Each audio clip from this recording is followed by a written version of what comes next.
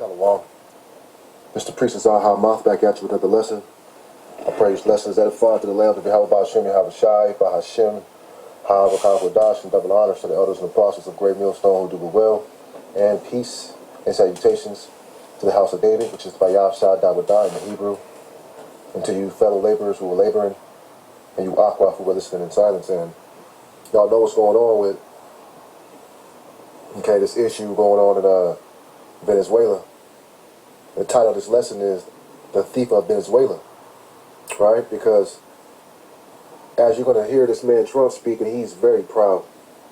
They're very proud of what they appear to be pulling off a heist, a kidnapping of President Maduro of Venezuela and his wife. And we know that Venezuela isn't all the way innocent. You know, you fornicated with America, made money with America, have ties with America. So, something like this will happen where Babylon the Great, right, which is the sword, they're sent to overthrow countries. That's what they do because they're warmongers. They war's in his heart. Let's get that before we start. In 21, right, and this actually lines up with DJ Trump. Listen. The United States military is the strongest and most fearsome military on the planet by far. With capabilities and skills our enemies can scarcely begin to imagine. We have the best equipment anywhere in the world. Right, and that lines up with Psalms 55. This is the man whose mouth is smooth as butter, but war is all they know. He just bombed Iran. We're only in the 3rd day of January.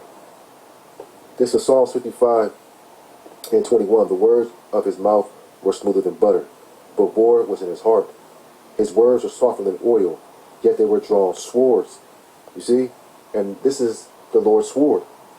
The Lord's hammer. We're going to get that too. Right? And this is what they've always done. Is steal, kill, and destroy. And this is what America does. They infiltrate, they manipulate, then they take over. Then they implant their own president who they can indoctrinate. They can run that American program in that country. Or that president's a puppet. Right? Listen. There's no equipment like what we have, and you see that even if you just look at the boats. We've knocked out 97% of the drugs coming in by sea. 90%. Each boat kills 25, on average, 25,000. Right, they just blowing up so-called drug boats. No evidence has been presented.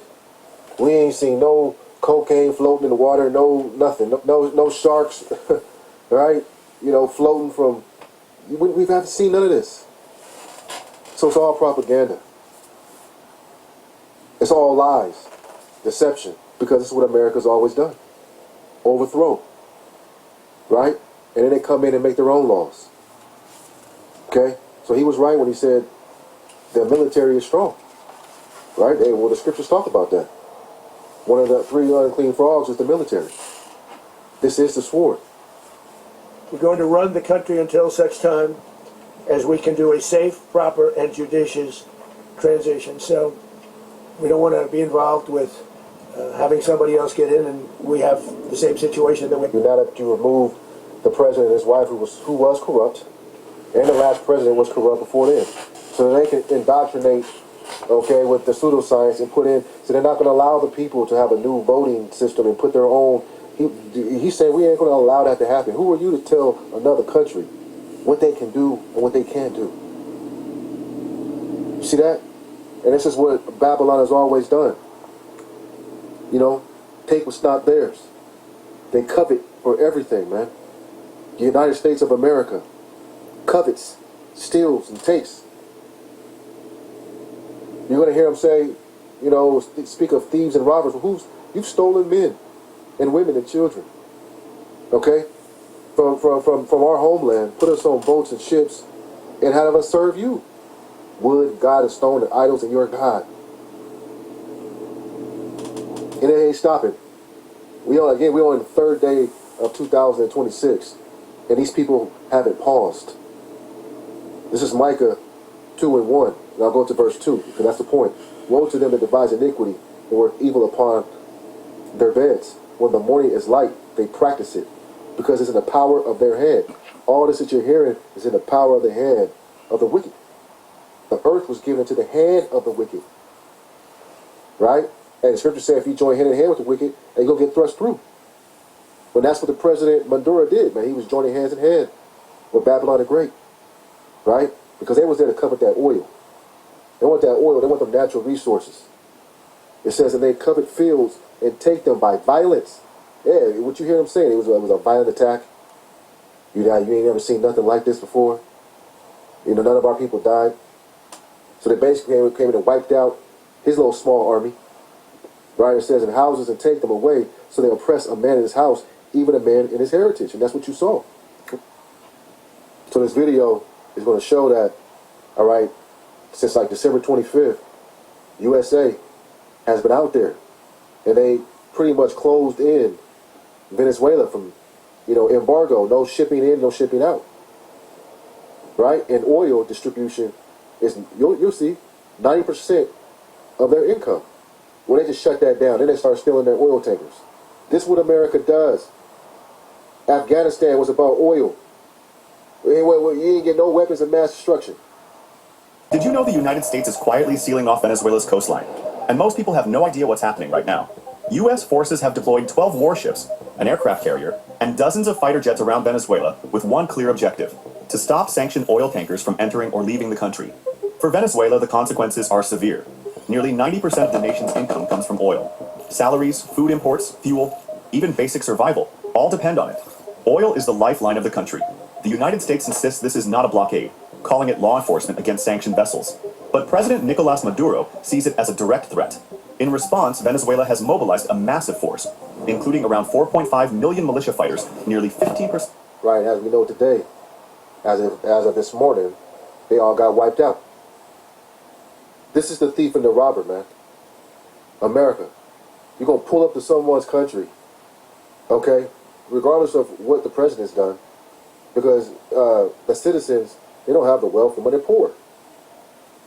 Right? So you one bad business deal or doing bad business deal with the president, all the people going to suffer. Still, against the overwhelming power of the U.S. Navy, Venezuela's military remains heavily outmatched. In just 1 month, 3 Venezuelan oil tankers were seized. And if this escalation continues... They were seized in 1 month. What this man is saying here is exactly what the scriptures is lining up with. That they covet and take and steal and rob.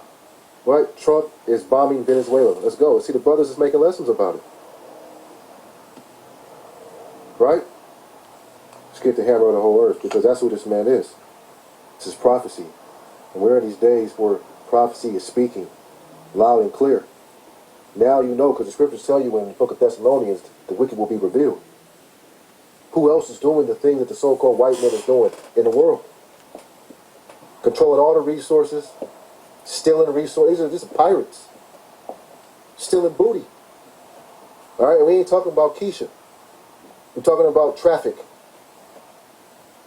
merchandise, items, money, USDA. And he'll do anything to get that and keep it. This is Jeremiah 50 and 23. How is the hammer of the whole earth cut asunder and broken? How is Babylon become a desolation among the nations? So what Babylon is the nation who is putting hell on people, man. Right? There's so many wars going on with this man's fingerprints. And if you look closely, spiritually, look at the flag on the right. You got a set of 6s on the left, split with a line with another 6s on the right. Okay? All right? The man is a man of sin. And his number is 666. Let's listen to a little bit more. That for the last long period of years. So we are going to run the country until such time as we can do a safe, proper, and judicious transition. And it has to be judicious, because that's what we're all about. We want peace, liberty, and justice for the great people of Venezuela. And that it... You don't want peace. There's no peace in the world right now. And these people are the ones that are in power. Him specifically is doing the work and the bidding of Satan. Right? Matter of fact, the scriptures say, right? They don't even know peace, man. Let's get, they don't even know peace. So he's a liar. This is Isaiah 59. Okay, I'll start with 6. Their webs shall not become garments. Neither shall they cover themselves with their works. Right? They're not going to be covered with their works because they're all dirty, malicious. Okay? The Lord's not going to cover a devil. It says that the act of violence is in their hands. Right? And this is what you're seeing all across the world. Esau's fingerprints is on all this, man. His hands is defiled with blood. It says their feet run to evil and they make haste to shed innocent blood. Their thoughts are the thoughts of iniquity. Wasting and destruction are in their paths. Ain't this what this man is talking about? War? Look at the picture of war below the card. You know, with Trump and Maduro. That's war. Destruction in his paths is all he knows. That's all America knows is this. Right? It says, the way of peace they know not. And there is no judgment in their goings. The way of peace they know not. Yahweh Shai is the man of peace. This man is a sword and man of destruction. Let's finish it off. It says, they have made their crooked paths. Whosoever goeth therein should not know peace. Right. And hey, Maduro was dirty. You know, he was making money with America. He was trading, stealing, right? Investing in bad investments, no matter how much the country suffered. And those are Israelites. The Lord ain't pleased with that. So now he got bagged up. Includes many from And Venezuela. America said now he's saying he's about to run the country. We gonna run the country. We about to influence all the people in the land and make Venezuela another extinction of America. And through the Spirit, before I pulled over and made this lesson, I saw a woman, Eve. She was at the post office raising the flag this morning. And the flag was an American flag, also that black POW flag, prisoner of war. So Babylon, all right, the spirit of war is in the air. And you're not going to be that, and this place is going to fall. Isaiah 47 goes into that. That are now living in the United States and want to go back to their country. It's their homeland. We can't take a chance that somebody else takes over Venezuela that doesn't have the good of the Venezuelan people in mind. That decade. Right, so they're going to put their own people. That's what America does. They'll remove a president, and that's why Gaddafi got killed, man. So they can put their own plant in there, and he can manipulate and work and do the biddings of Satan. This is what's going on. We're there now, and what people don't understand, but they understand as I say this, we're there now, but we're going to stay until such time as the proper transition can take place. So we're going to stay until such time as, we're going to run it, essentially, until such time as We're going to run it. We're going to run it. Okay? Hey, thou sayest, let's read it again, Isaiah 59:7. Their feet run to evil. They make haste to shed innocent blood. Their thoughts are thoughts of iniquity, wasting and destruction are in his path. So now, Venezuela is going to look like a whole different country. You're going to have McDonald's all over the place, Burger Kings, streets, concrete everywhere. The natural habitat of the natural resources of the land is going to get stripped because these people are about to go in there. Right? Now, there's one specific point I want you to hear from that he says, and then we'll close out. As everyone knows, the oil business in Venezuela has been a bust, a total bust, for a long period of time. They were pumping almost nothing by comparison to what they could have been pumping and what could have taken place. We're going to have our very large United States oil companies, the biggest anywhere in the world, go in, spend billions of dollars, fix the badly broken infrastructure, the oil infrastructure, and start making money for the country. So that's what I wanted you to hear. America is that nice. When has America ever been that polite? So we're going to spend billions of dollars of our own money to go into another country to build up their oil refineries so they can make money for their country. No, it's for you. And it's a goddamn lie because that's what they've already done. Right? I pulled that, I heard that, and I went to chat. See, and chat's been a witness against you people. Because what he said and what he's going to say is America built Venezuela's infrastructure. But what chat's saying is no, the United States of America did not build Venezuela's infrastructure in any comprehensive sense. Right? Venezuela's broader infrastructure such as roads, dams, ports, railways, and public works was primarily developed and funded by Venezuelan government. Right? So he's alive. Now America did go in there and already put those billions of dollars in there. Right? You've invested in Venezuela. You got your investment back. But see, that's not enough for America. That's not enough for you, these devils, man. They got to take everything. What does it say, Jeremiah 49? Where the great gatherers can take everything? Right? Could you just leave something? Let's get that. Right? Esau's been made bare, man. You know? And the Lord's against these people. That's why we have the scriptures to go to. You see? This is Jeremiah 49:7 concerning Edom. Thus saith the Lord of hosts, its wisdom no more in Teman. Its counsel perished from the prudent. Is their wisdom vanished? And the Temanites are controlling, this man here, Trump. Right? Those are the bankers who don't care what you got or they want at all, man. And here's the point. If great gatherers come to thee, will they not leave some gleaning grapes? If these by night, they will destroy till they have enough. And he said that they came in, it was dark, it was at night. They hit all the lights, cut all the lights off, right? And it was a dark mission, right? This is the men of darkness, the men of sin. It says, but I have made Esau bare, I have covered his secret places, and he shall not be able to hide himself. His seed is for his brethren and his neighbors, and he is not. Yeah, he can't hide no more. This is the thief and the robber and the hammer of the earth. Right? So let me go back to the point. Okay, before I move on. It says, however, American companies played a major role in developing Venezuela's oil sector and infrastructure during the early to mid-20th century. Foreign oil firms, including U.S. giants like Standard Oil, later Exxon, Gulf Oil, all right, that Gulf Oil, what is that? Right? You remember that Gulf War? It was about oil in 1991. Oil. Okay? Right? Y'all seen Flower Moon with Leonardo DiCaprio? Right? What was they there for? The oil.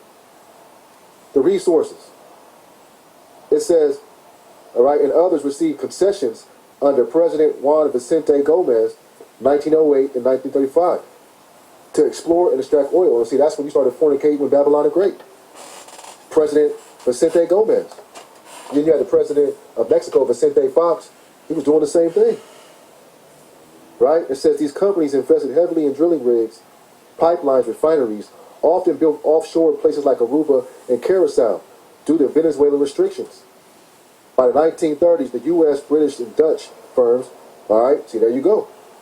U.S., British, and Dutch Edomites firmly controlled nearly all production, turning Venezuela into the world's top exporter and modernizing local areas where operations occurred.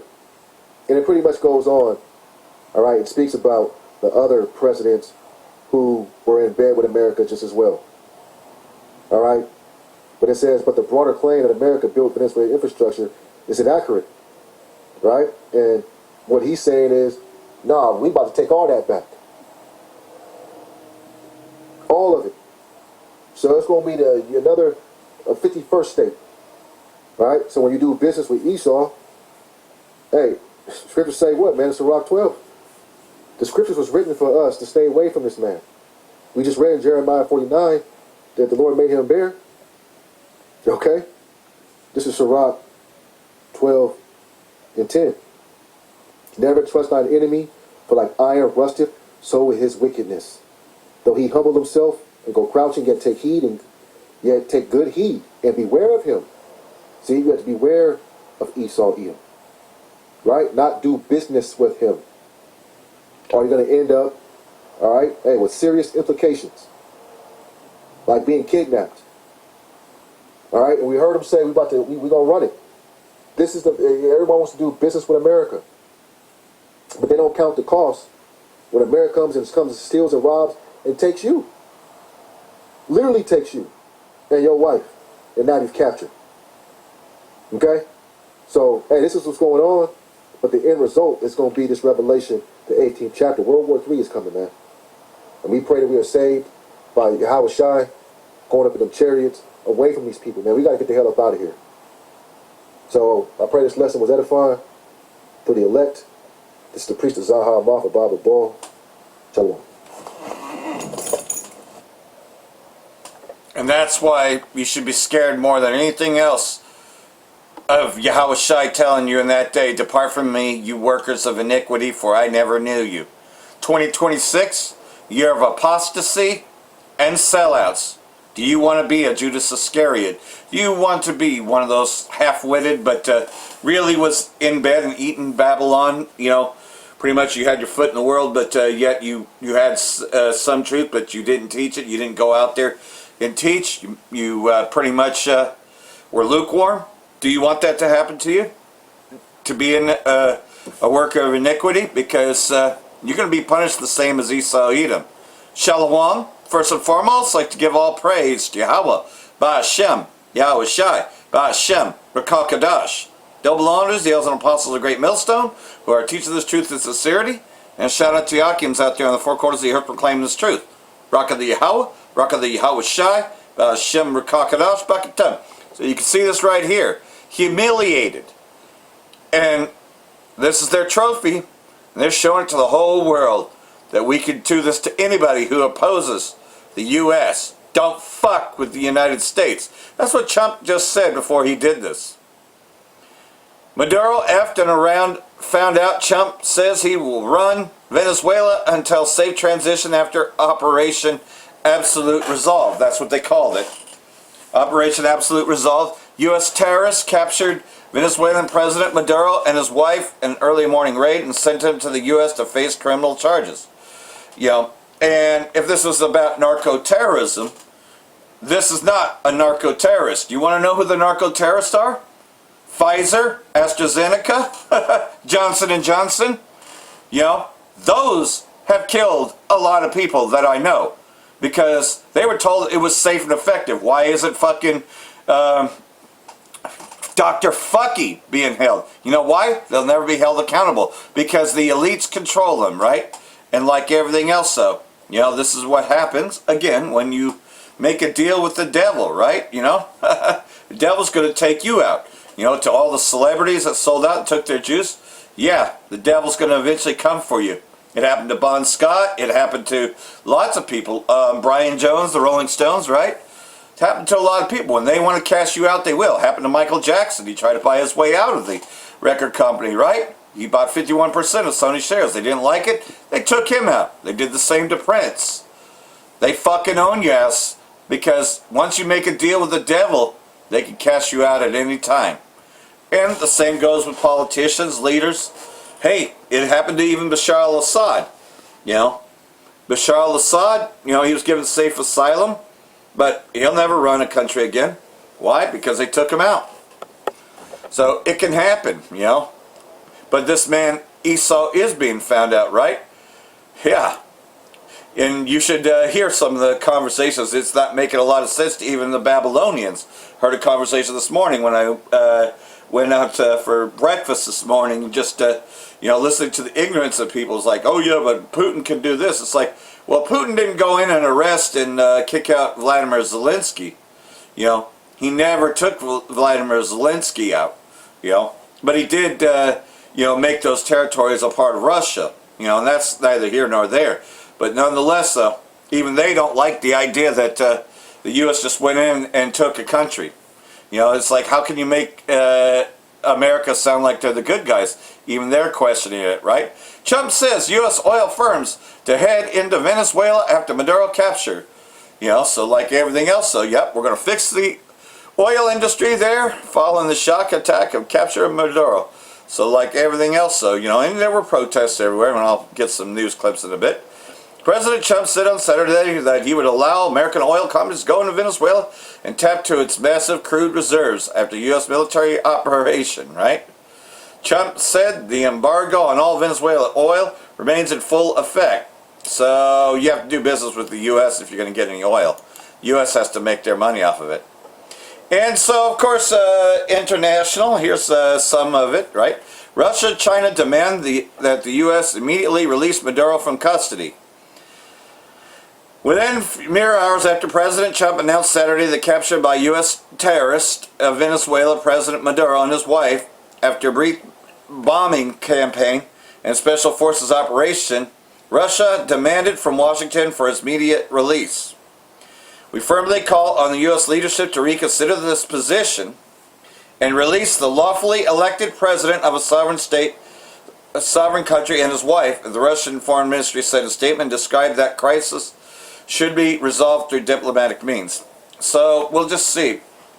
We'll just see, because, you know, I know the hypocrisy of Esau Edom, and wasn't there an entire Operation Desert Storm because Saddam Hussein took Kuwait? Remember that? Remember Saddam Hussein took Kuwait?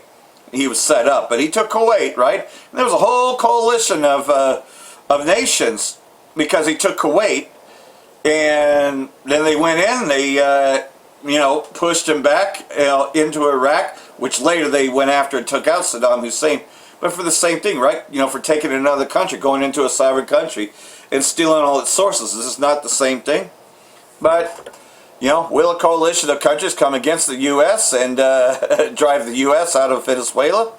We'll see. U.S. attack against Venezuela killed at least 40, including military personnel and civilians. You know, because they wiped out all the armies too. Venezuela Vice President Rodriguez said the U.S. attack killed civilians and military personnel, but didn't give a number. Venezuelan officials speaking to the Times didn't provide a breakdown of the number of civilians and military personnel killed. You know, like everything else, though, you know, they just went in, and whatever else, it was collateral damage. You know, they got it. They got what they wanted, right? A regime change in Venezuela. It's what he wanted in his first term. Now he got it. And like everything else, I was just trying to get this to play.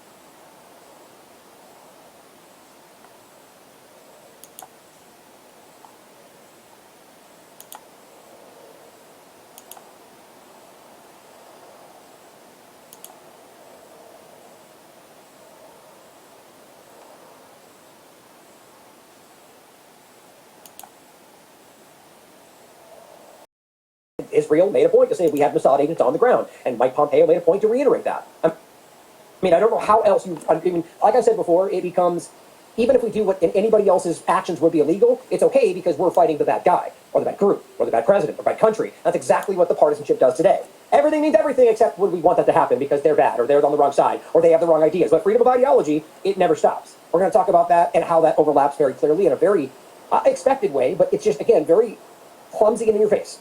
Of Reza Pahlavi or the MEK or these different groups going, hey, good job, Venezuela, we're on the same team, and overlapping with Israel points, but all of that in a larger point that I'm going to end with that I think is important as well, where this all seems to kind of be collecting around. But a couple of points that I wanted you to see before we get started, or as we get started, that I think are interesting. One, unrelated, I just thought that... and of course, like everything else, though. Interesting, Derek, to show you this. Because we often talk about how, you know, I'm very aware that this platform, I'm very honored to be running this platform where we're at a position that is unique, and I think it's because we're kind of on the I guess we started it.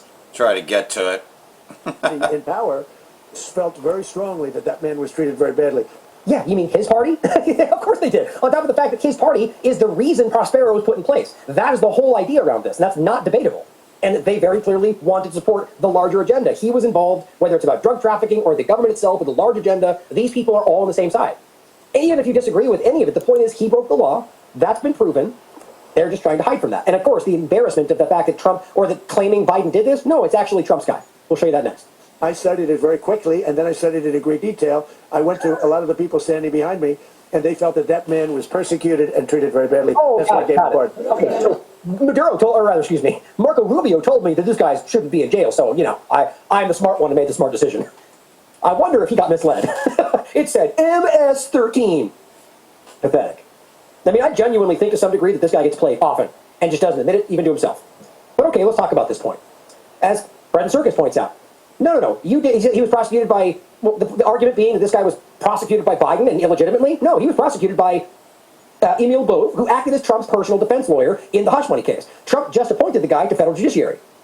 That's the clip he just shared. And here, this is the same point made by Max Blumenthal. Trump defends convicted narco-trafficker and right-wing Honduran politician, ally Juan Orlando Hernandez, claiming he was prosecuted very unfairly. Hernandez was prosecuted by Emil Bo, a Trump loyalist appointed by the president to the federal bench. I mean, on top of the fact that it's overlapped with his administration, this is embarrassing. They keep just lying. Nothing new, really, but what's new is that maybe they're just so vulnerable and so desperate, so insecure in their position, that what else are they going to do? It's like Israel just going, we're not committing genocide. What else are they going to say? That's what it seems like they're doing lately. There's no real thought. There's no backup. You're lying. We can prove it, but just, no, I'm not. Okay. I'll include this show where we made this exact point on December 2nd, 2025. Honduras regime change for Prospera. Now, I've been talking about this long before we got here. I mean, like a year ago. Which the point was, they were going to try to regime change Honduras, and Prospera knew that, which is why they were just waiting for the transition of power. And they did, and they got it, and now they don't have to leave. Do you think the lawsuit's going to continue against Honduras? No, because now the people they want are in power. So they're going to just continue their colonial project that absorbs more of Venezuela, Honduras, and the president won't matter. But doesn't care, because he's not there to care. He's there to follow orders. Here's the overlapping point I made in the beginning. Jenny Cohen writes, in 2019, Mark Lutter, whose nonprofit received lots of money from Peter Thiel's backed Emergent Ventures in 2018, said, quote, we're putting out a white paper looking at Venezuela, assuming this transfer of power goes through. Sounds familiar, doesn't it? So they waited out to see if they can get in control, and they did, oh, good, we got it, we got what we wanted. It says, and if you can get charter cities to be a part of the conversation. Here's the actual article. Mark Lutter on trying to end poverty by founding well-governed charter cities, freedom cities, smart cities. It's all the same conversation. And what this is about is waiting to see if they can make one of these, or rather turn Venezuela into this. Like they're going to be doing with Gaza, hopefully not. Like they said they're going to roll out in the United States, like they're doing in Honduras, like they're doing in El Salvador, like they're doing in the ocean, like they're doing all over the world. I almost cussed for some reason right there, but it's crazy to me. All over the world, guys. And that's why I included that. I'll show you right now in case you didn't see the beginning. This article, more than most, I think is important to show. I don't always do that.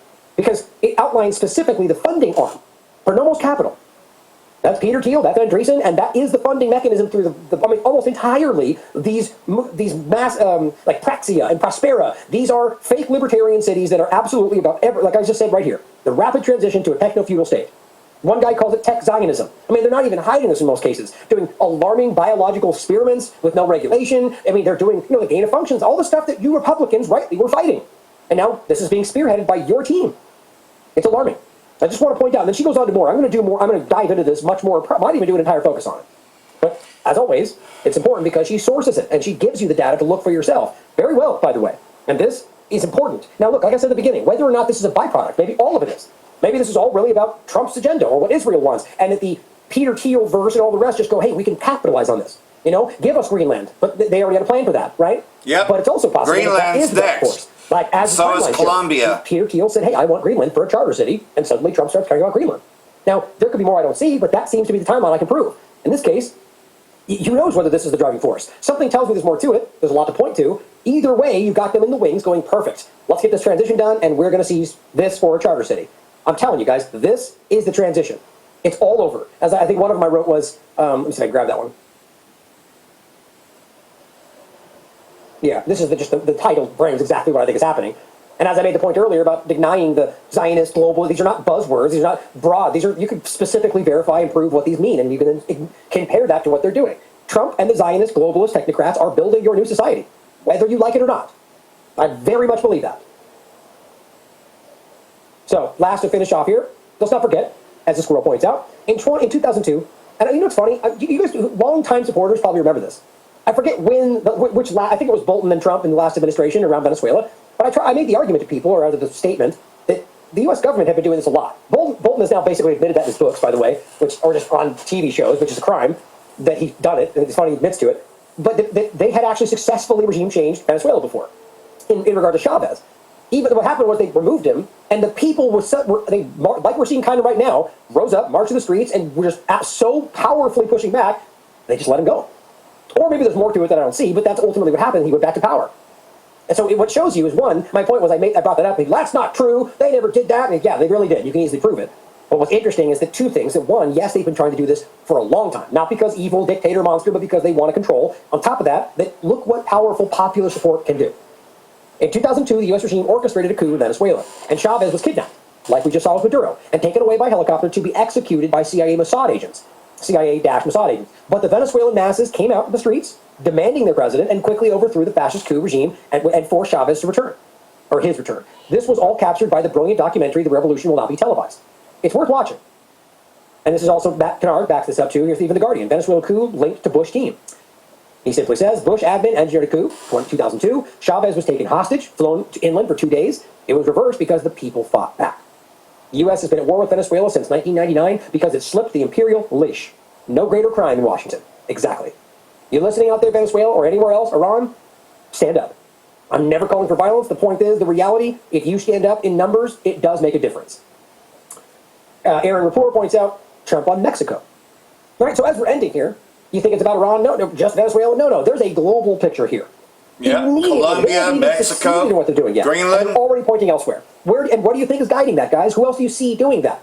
You could ask me a question. I mean, I think you know exactly. There's plenty of factors out there. I mean, even Rubio, for example, his entire life has been talking about Cuba and a lot of different locations. It's Bolton doing the same. Trump on Mexican President Claudia Sheinbaum, who, by the way, in a lot of ways has been more amenable to Trump, but pushed back on the GMO discussion and plenty of other things. He says the cartels are running Mexico. You know, the cartels the DEA just got caught working with, but no big deal. She's not running Mexico. We could be politically correct and be nice and say, oh, yes, she is. That's not politically correct. Why would politically correct to argue that she's running something when she's not? Like, it just, everything they do is about trying to make it feel like, oh, that's woke Democrat stuff. And it seems to be failing. But he says, no, she's very frightened of the cartels. They're running Mexico, which is not even untrue, by the way, but you have to understand the Israeli-U.S. involvement in that, which is not pretty easy to prove. I've gone over myself. And I've asked her a number of times, would you like us to take out the cartels? Something's going to have to be done with Mexico. And there we go. Maybe because that's the technique they want you to understand. Even though Jones and the rest would never tell you that, despite telling you that was going to happen years ago, and now ignoring it when it starts to happen. Greenland, Mexico, all of it. Well, here's Rubio to Cuba, all simultaneously. I'd be concerned after U.S. military arrest Venezuelan leader. Cuba, you're next. And these are legitimate arguments. These are belligerent pirates. Kerry Lake. This is on the 3rd. This is today. Just happened. Free the people of Iran. Free the people of Cuba. Free the people of Venezuela. Free the people. My God. And Tim says U.S. imperialists while trying to enslave the world. It's insane. DD Geopolitics points to an Israeli. Eddie Cohen, we've talked about it before. When Tehran falls, Doha will fall with it. Qatar, the group that Israel has worked through for a long time. But clearly this is about taking whatever, this is a larger agenda. And it's not just Greater Israel. As he says, they don't want Iran, they want the whole pie. They keep making these statements about way more than just Qatar, way more than just larger parts of Greater Israel, which involves most of the Middle East. Patriotic blonde, who at one point was a pretty strong Trump supporter, and she's recognized over this time that he is not what she thought, and she's been very clear about that. She says, well, this aged well, aged like ice. She says, remember when they tried to sell us this? GOP. Vote the pro-peace ticket. Vote Trump and Vance. The pro-peace ticket. Yeah, that didn't work out well, did it? It's okay to be fooled, guys. We all get fooled. What's important is to move forward honestly. Acknowledge it's not what you were told, and call it out. And stand by your principles. It's not that difficult. Now I'm going to end with a great point by Kit Knightley from Off Guardian. He said, this is his article from today. Let's talk about the U.S. invasion of Venezuela and the capture of Maduro. Now it's not that long. He makes some quick points in the beginning, which you should read, just about what happened and how it went down. But his point is, it's a ridiculous story. But we live in ridiculous times. He says in terms of reaction, the predictable people from each side are having their pre-programmed reactions. So this is my point about what a breath of fresh air it is to actually talk and engage intelligently with people that see the larger game, the left-right paradigm, and don't just only go, the Democrats are the only thing, or Republicans are all Nazis, like you guys are all children. And he continues, there's going to be a lot of talk about sovereignty and the greater good in the next few weeks. He says, but I can't help but feel this is just another story designed to set a meta-narrative. The U.S. is going to heel, his opinion, his prediction, is going to heel turn and take down the notion of national interests. Which, the very point of nationalism, right? And he goes, and old-fashioned individualism in the process. Since it's about oil, we'll be told this is one more reason to focus on renewable energy, and that climate change is making warfare more likely and is thus an international security emergency. Now, that may sound insane to people who only listen to what they tell you, what they say they want to do. What did I just tell you about first of all, about the USAID contracts and show you right now for climate change-related things all over the world? I've shown you at least 2 or 3 of them. No, that never gets any traction because nobody wants to believe it. It's about the narrative. It's not about climate change. I don't think any of them care about it. It's all about using the terms to get to certain places, geostrategically, plenty of stuff. But also the Stardust Solutions point. Right? What was I telling you? That you could prove that Israeli company is pretending to be an American company in Delaware, even though everyone's Israeli. They work in Israel. R&D's in Israel. But they registered in Delaware, so it's all good. That's not a joke, by the way. You can look it up. I did a whole show on it. The point is that they're doing this to fight climate change and holding the world hostage once they get it done because they can never stop because it'll kill the world. That's basically what they're saying. They're lobbying Trump's administration. When they wrote their deck and they put it out to everyone, they literally put an American flag next to the funding. They're telling you they're doing this. Bill Gates is petitioning this. He's in Trump's ear. I believe, with eyes to see, you can see they're going to find all a way to the turn that predictive into something that programming, somehow right? Republicans want, or at least just bull rush it in and tell you you're not Republican if you don't support the agenda like they've done so far. He's simply arguing that this may turn into that direction. And he says people who die in climate or energy conflicts will be added to the climate-related death statistics. He says, and you know what would stop things like this from happening? Global government. Well, what do you guys think? No, it's just a thought. Maybe it's too much, right? The idea is that whether it's just global government, which I doubt they'll say it like that, or just the equivalent in some kind of Republican-friendly framing. I believe that's where this goes. And I believe that's what it's always kind of been. I called this out on January 13th of 2025. The fake globalist resistance ushering in the globalist plan. It's clear as day to me. Now, don't take my word for it. Look, watch the show, engage with the information, and look up what the word globalist means, not what Alex Jones says, what it means, what the definition is, and then compare that to what these people are doing. I don't think you'll be shocked. It's obviously the same thing. Yep. Part of that new world order. All of this, I think, is standing out pretty clearly that this is corrupt. I mean, these are criminals. What they're doing is criminal. And I think they know that. So why do they keep doing this in your face while they're telling you they're doing something else? Why are they gaslighting you constantly? I believe they're not really in control. But all of this is for you to decipher yourselves. Just look at the data, break this stuff down for yourself, and be critical, guys. It's never been more clear. Thank you for being here. You know, you guys help me feel sane. So like everything else, so, you know. And that's what we do, is we break down the scriptures, and we understand what's going around the world while everybody else, you know, eyes closed and just pretty much, yeah, it's a Democrat thing, or it's a Republican thing, and they don't think at all, right? You know. But all this, in the plight of Esau getting what he wants, it's going to be his downfall. Remember, Rome was destroyed years ago. Because what? They conquered too much territory, and eventually the breakup with Rome is because they were spread out so much that they couldn't even defend the homeland, and Rome fell. Nero caused the fires to burn in Rome, and we believe Trump to be Nero all over again. Protests erupt across the U.S. over military aggression against Venezuela and the kidnapping of Maduro. So we got some of this here. You know, so you got some uproars of the people.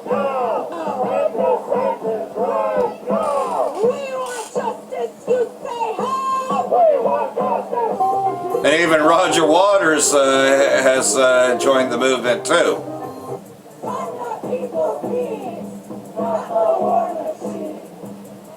But this is happening worldwide. But this is in particular the New York one. Already led to massive human and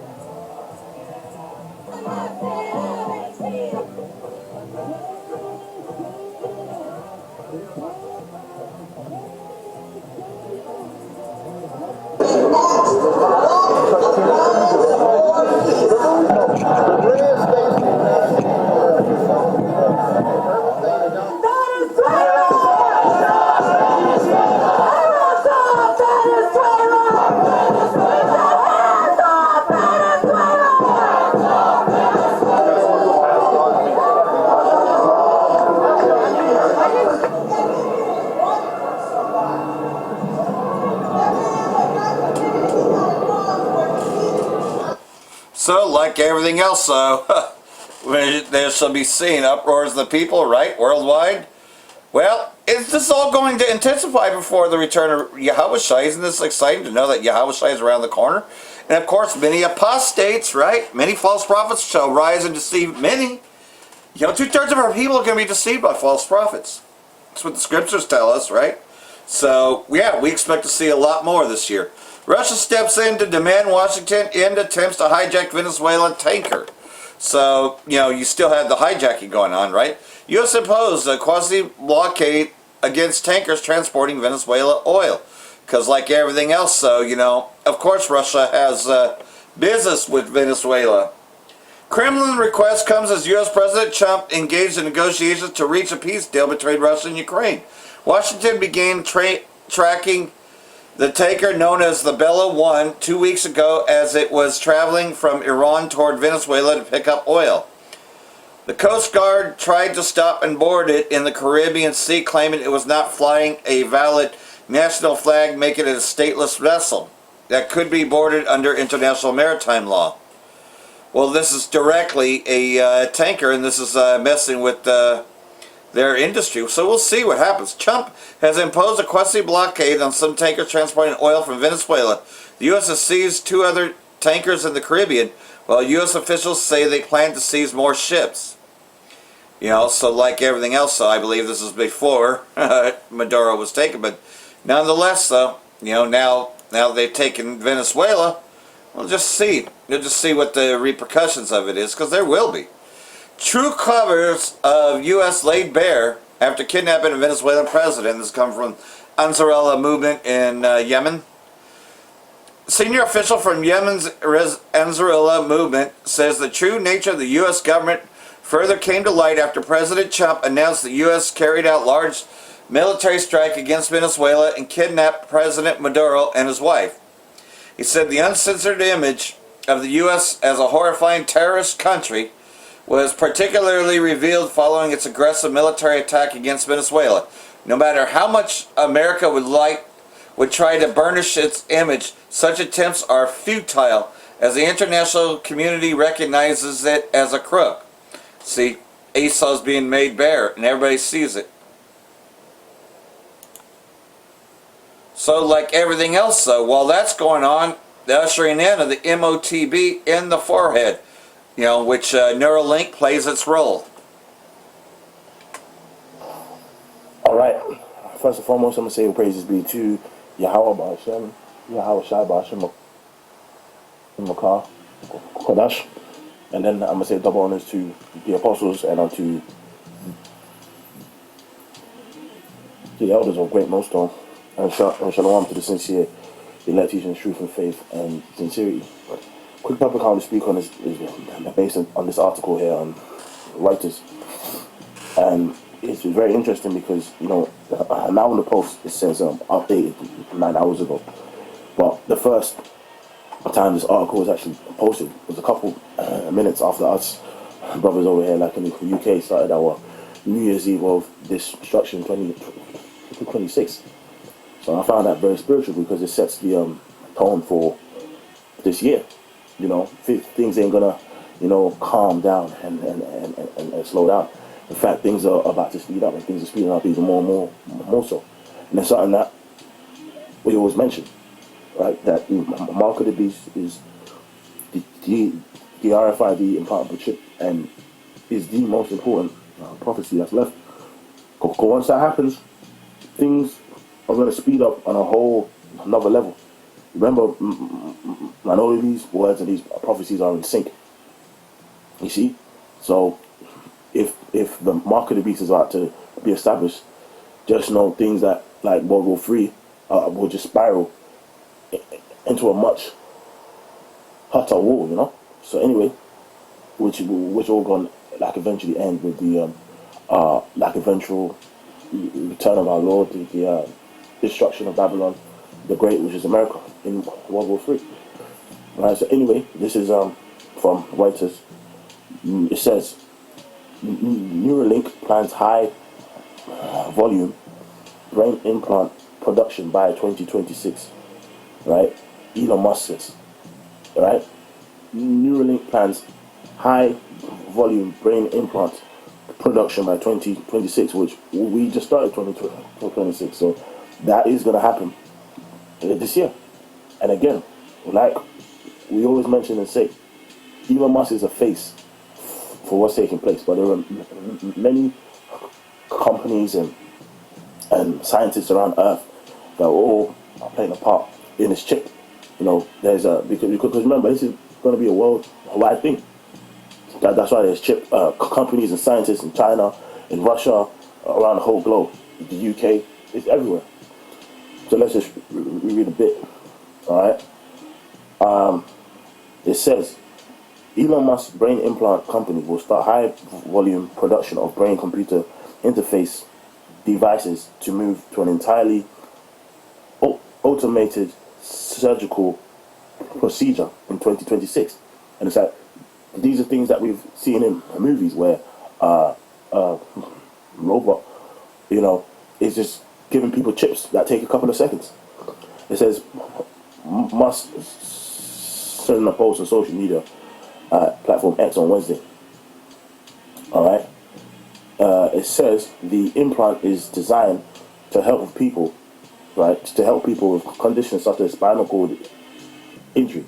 The first patient has used it to play video games, browse to the internet, and post on social media and move a cursor on a laptop, which obviously speaks to what? Spiritual devils working miracles, man.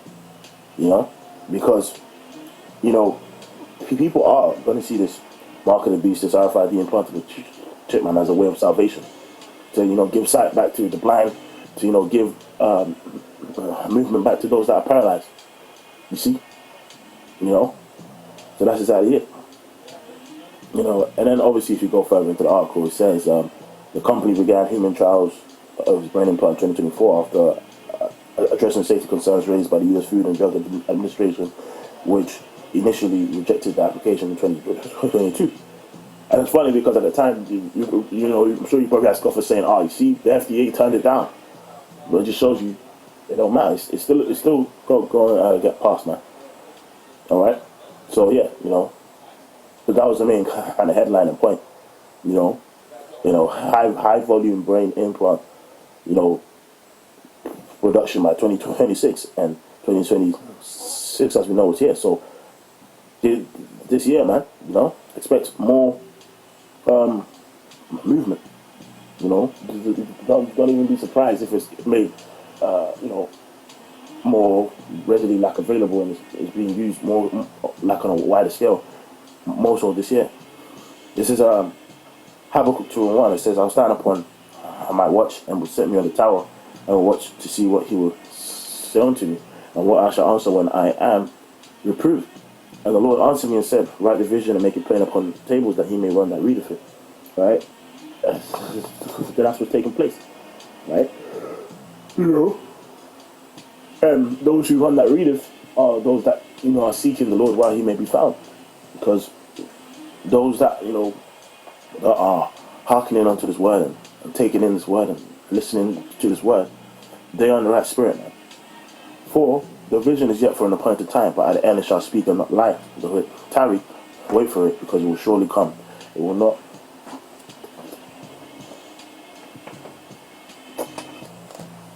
tarry. You see? You know, and which is exactly that. You know, though it tarry, wait for it. You see? You know, because at the end of the day, you know, it's speaking. It's speaking just before our eyes, man. You know, and for a very long time, there was many, you know, scoffers talking shit that, the things we speak are lies or whatever it may be. But now it's speaking. You know, and people can't hide. You see?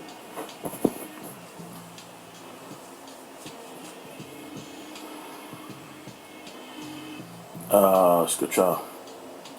This is Ezekiel 12:26. Again, the word of the Lord came to me, saying, Son of man, behold, they of the house of Israel say, the vision that he seeth is for many days to come, and he prophesieth of the times that are afar off.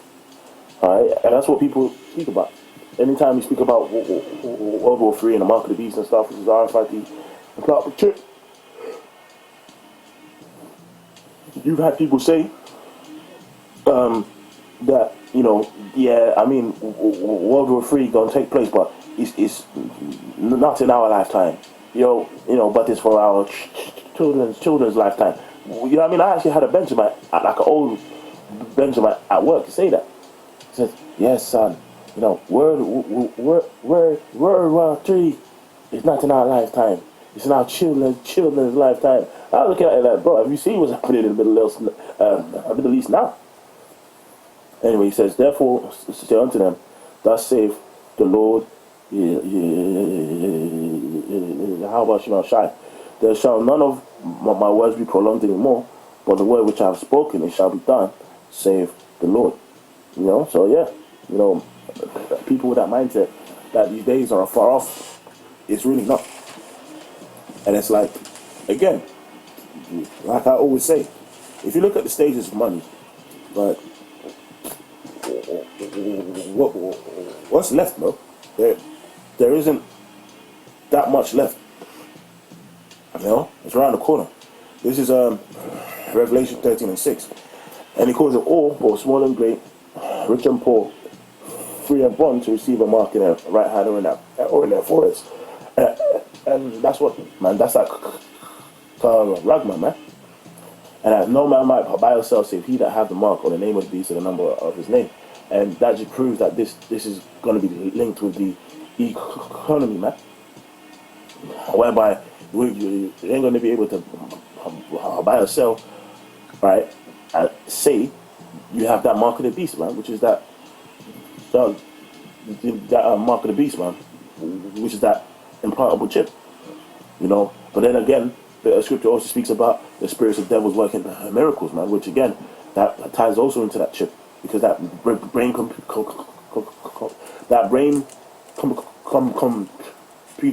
you know what I mean, interface, that's being used as, you know what I mean, as we, you know, seen to, you know, do miracles, man.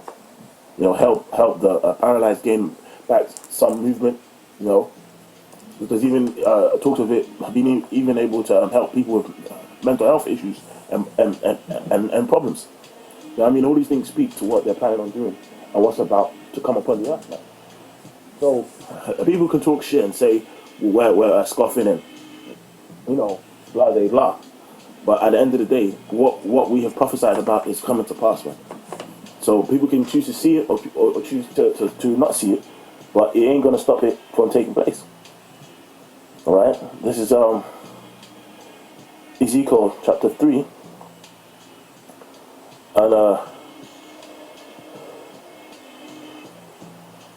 and 17. All right, it says, this is Ezekiel 3 and 17. Son of man, I have made thee a watchman unto the house of Israel. Therefore hear the word at my mouth and give them warning from me. Right? When I say unto the wicked, thou shalt surely die, and thou givest him not warning, nor speakest to warn the wicked from his wicked way to save his life.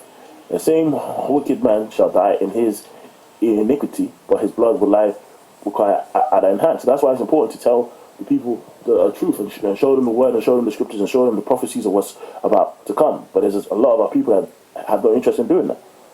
Right? But it says this: yet if thou warn the wicked, and he turn not from his wickedness, nor from his wicked way, he shall die in his iniquity, but thou hast delivered thy soul. And of course, the wicked pertains to the wicked of our people.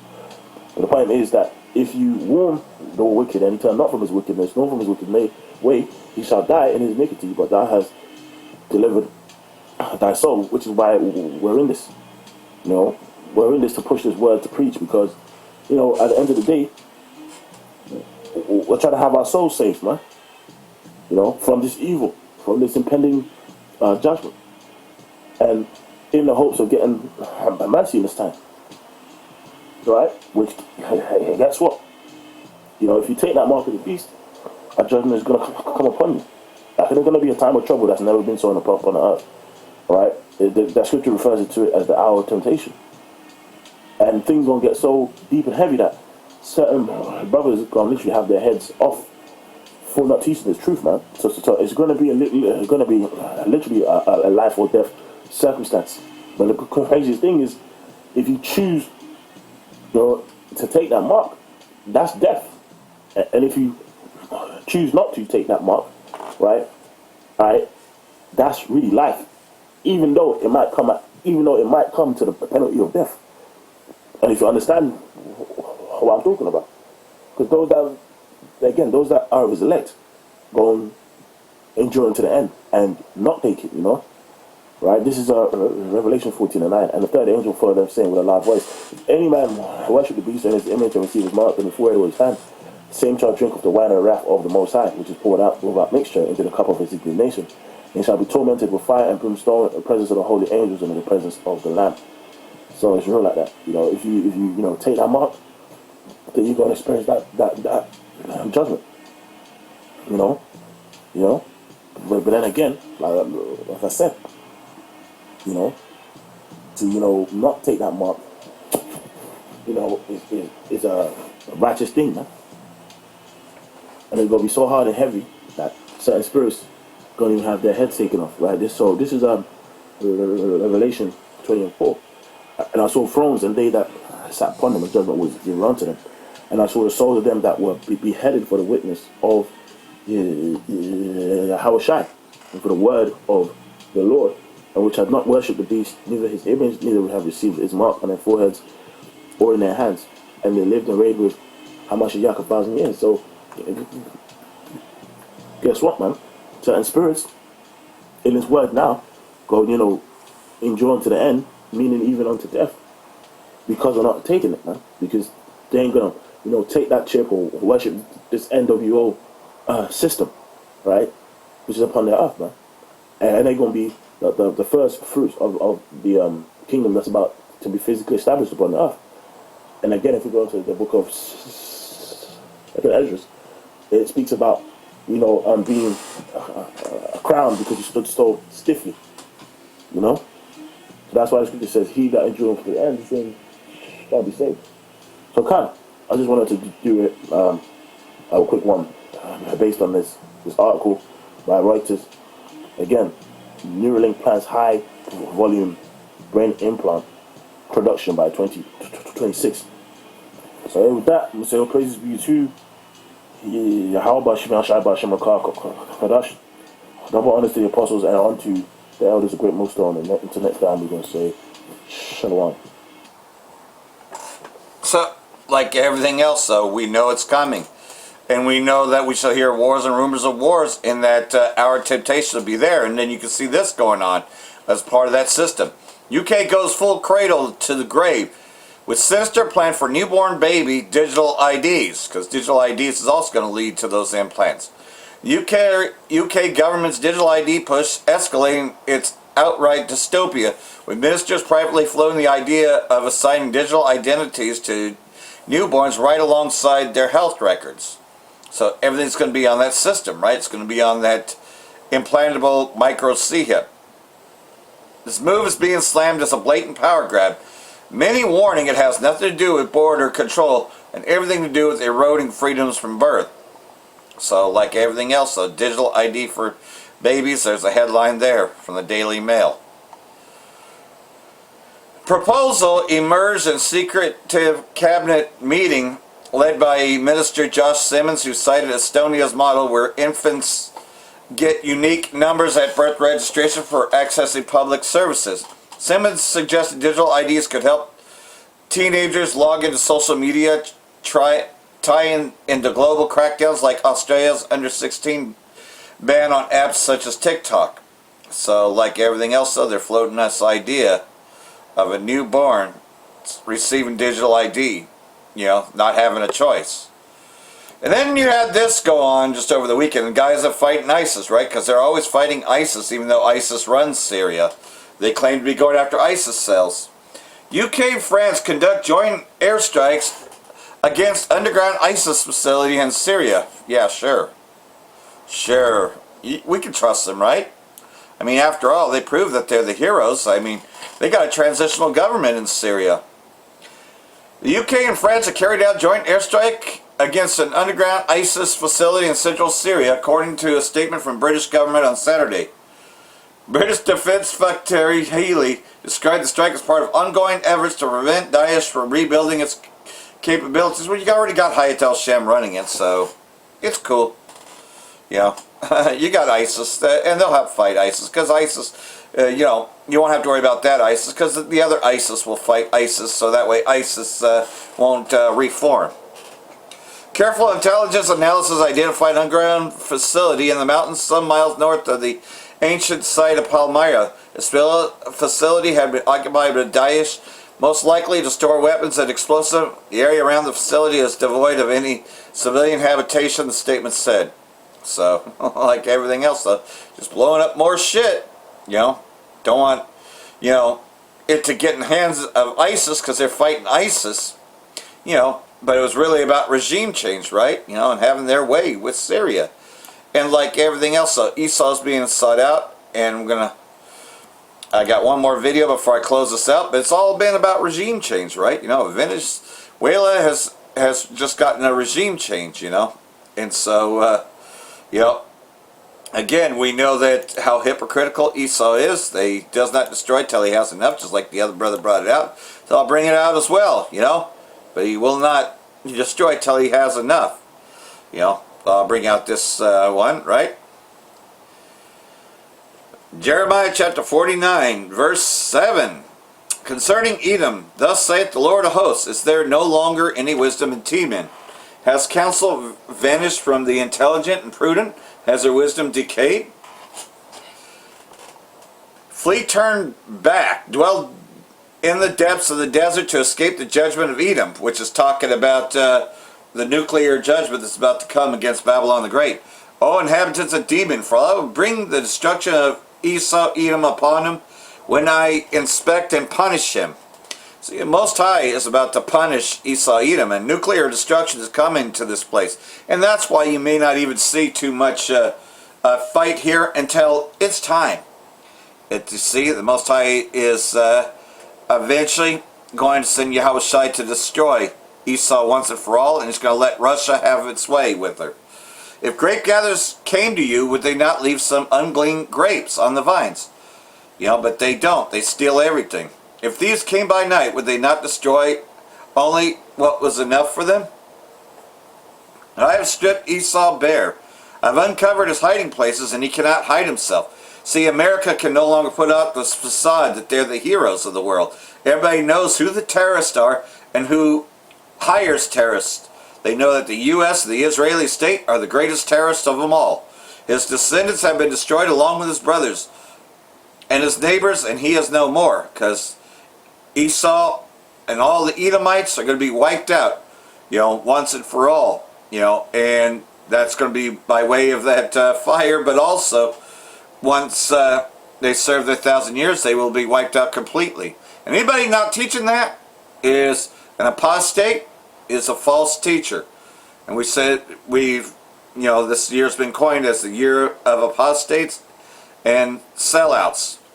So hopefully this has been edifying. Got one more here before I close this out. Then I want to say Bracha the Yahweh, Bracha the Yahweh Shai, Ba'Hashem Rakakadosh, Wa Abal Babal. Brakatam, Yehovah elect, Shalom. And this is just some talking points that is on RT, if you turn on RT. Like a movie, and unfortunately this is real. Now let me ask, Donald Trump says that the U.S. is going to run Venezuela. What do you think about it? Let me start from there.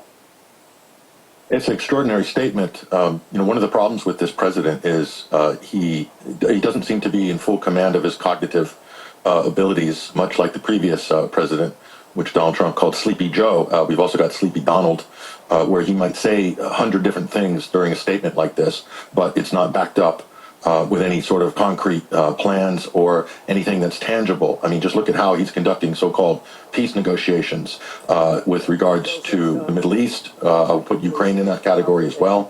Everything's just fluid. Everything's just kind of on the fly. So he's saying that the United States is going to take over a mid-sized country of Venezuela, the majority of which lean left and support Nicolas Maduro and the current government. I mean, how on earth are you going to do that without fomenting civil unrest, without sparking a civil war? Unless this is the plan.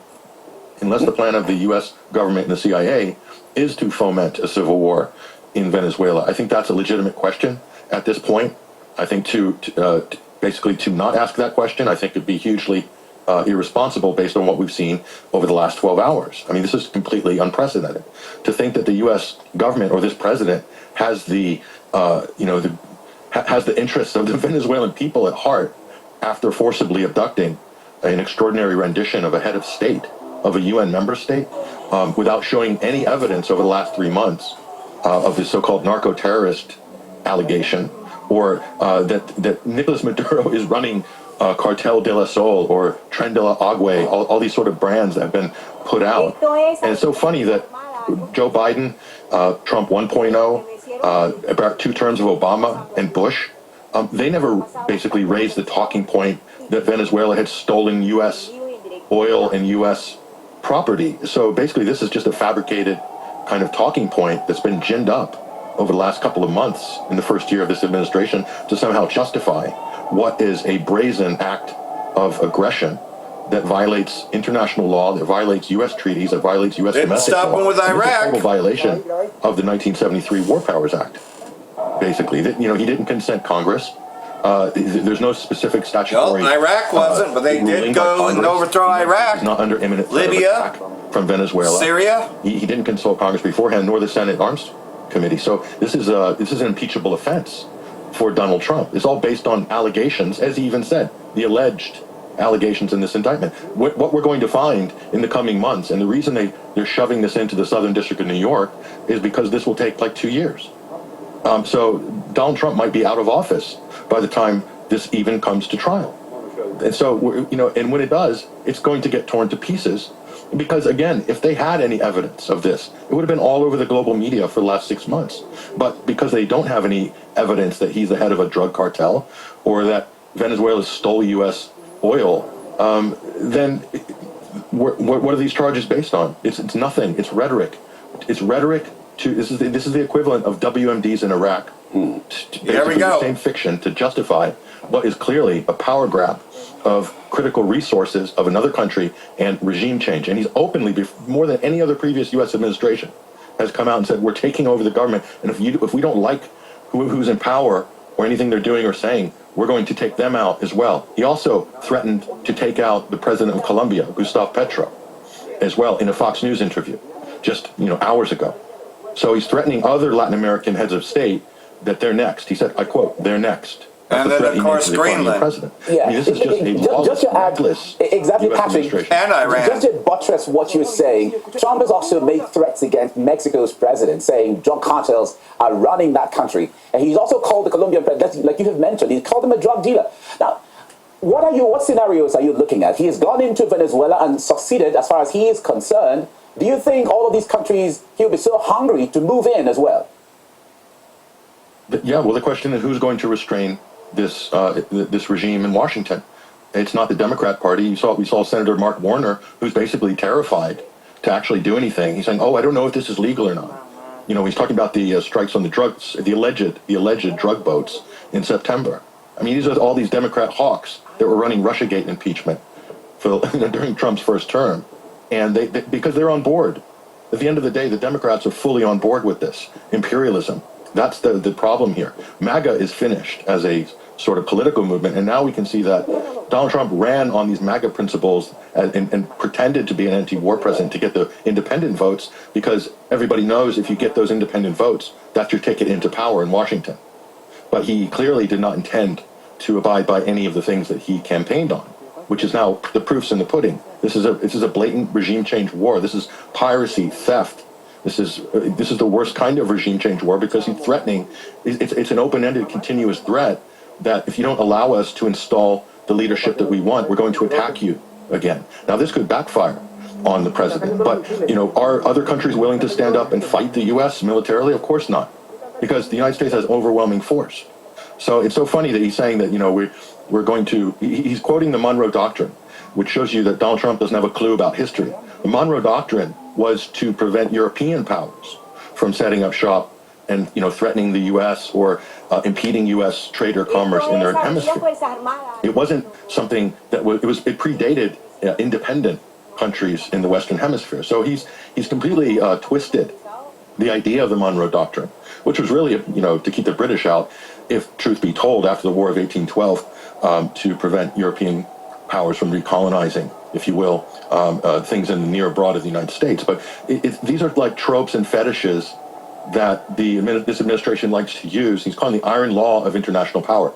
So we're now, forget about international law, forget about the rules-based international order. Now it's the iron law of international power, which is a Hobbesian state of nature, which is might makes right, that we will take what we want, and if any governments get in our way, we'll take out those heads of state, we'll kill people if necessary, and anything that is in our hemisphere. He accused Venezuela of kicking the U.S. or pushing the U.S. out of their own hemisphere. The Orwellian inversion here is unbelievable. The U.S. is attacking Venezuela. The U.S. has been sanctioning Venezuela. The U.S. has destroyed Venezuela's oil company. Donald Trump stole the Venezuelan assets of Citgo, the Venezuelan state oil company, in his first term, liquidated it, and handed it off to Juan Guaido and a bunch of other dubious, quote, opposition figures or people within the orbit of the Trump administration. So he's the one who's stolen state assets of Venezuela himself during his first term. And he's playing the victim. It's pretty breathtaking that they're going to try to pull this.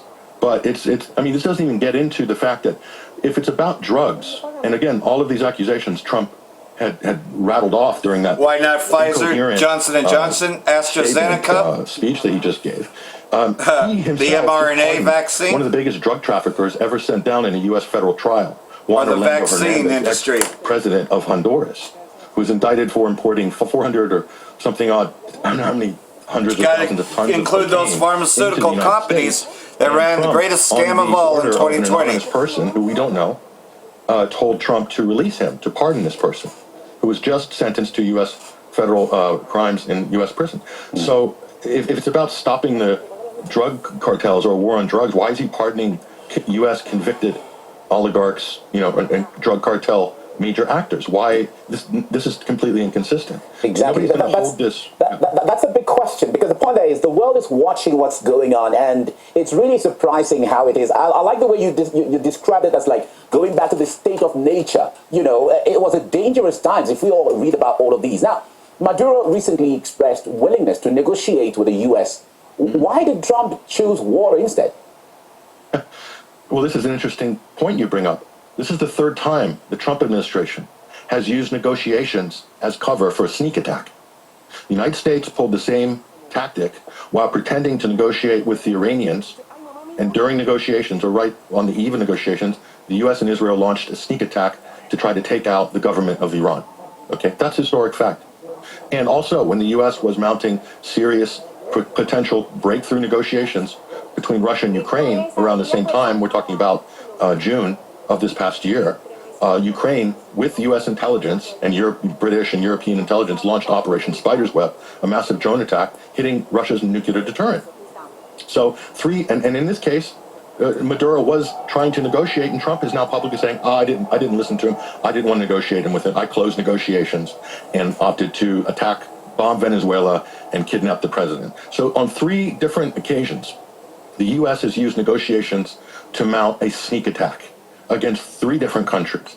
If that's not a signal to everybody in the world that if you negotiate with this Trump administration, that you're doing so at your own risk, I don't know what is a clear signal that's being sent here. All right. Now we have to leave it here now. Thank you so much for the time. Shalom. I look forward to talking